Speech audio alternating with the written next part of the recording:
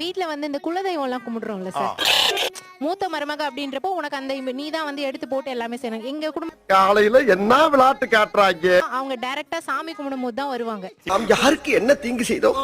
இந்த நடத்துற அந்த வேலை இருக்குல்ல, அத இளைய மருமகள்கிட்ட கொடுத்தா நீங்க ஒத்துப்பீங்களா? அவனை மாட்டாடா என் பம்பர கட்ட மண்டையா. முன்னுரிமை இருக்குல்ல, அதையும் அவங்களுக்கு கொடுக்கணும். அப்பனா கொடுத்துடலாமா? கொடுக்கட்டும் சார். வெற்றி மீது வெற்றி வந்து என்னை சேரும்.